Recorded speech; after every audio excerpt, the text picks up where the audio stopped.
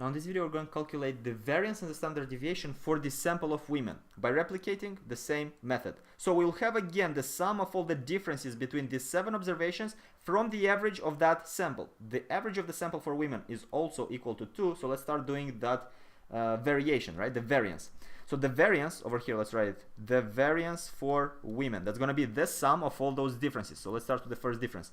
0, we have here 0 minus 2, so that's 0 minus 2 to the power of 2.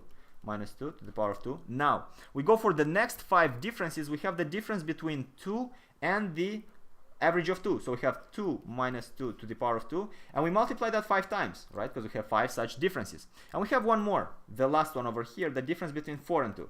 So 4 minus 2 to the power of 2. Now let's do the math to see what we get. 0 minus 2, that's minus 2 to the power of 2. That's equal to 4. So that's going to be 4 over here, plus 2 minus 2 is equal to 0. 0 times 5 is equal to 0, so there's nothing going on there, plus 0. 4 minus 2 is 2. 2 to the power of 2 is equal to 4 again, so this is gonna be equal to 4. 4 plus 4 is equal to 8. That's the variance. Now let's calculate the standard deviation by taking the square root of it. So we have over here the standard deviation of the sample for women. Square root of 8, right? It's going to be square root of 8. What's square root of 8? That's square root of 4 times 2, meaning that's going to be equal to 2 square root of 2. Now, notice this. The standard deviation for the sample of the women is 2 square root of 2. The one for men used to be 2 square root of 6. So this is lower than the standard deviation for men. Let's just check the answer key to give the answer, and after that, we'll give a fast intuition here.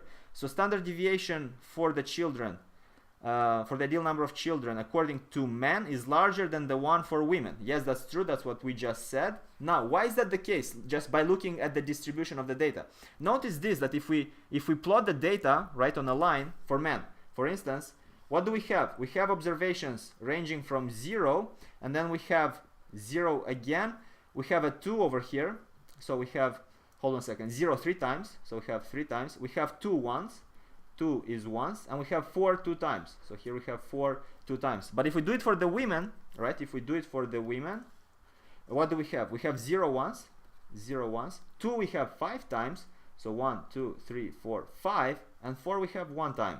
4 we have 1 time. Notice this. The actual mean is 2 in both cases. So we have 2. Let me change colors, something more intense. So we have 2 over here. We have 2 over here, and 2 is the average over here as well. This is for men, this is for women. Now, what happens in the case of men, we have lots of observations of 0 that deviate from 2, and quite so many 2 observations of 4 that also deviate from 2. So we have quite a lot of differences from the observations from the mean. Whereas in this case, notice this. Most of the observations are the actual mean itself. So we don't have any differences here, but we only have one deviation with the observation of 0 and one deviation with the observation of 4. So the overall variance of the observations in this sample is lower because most observations are the actual mean itself, meaning that the differences from the mean are equal to 0. And that's what the data proves us. What we saw is that indeed here the variation is higher, meaning that the standard deviation is higher as well. Hope this all makes sense, and we are done.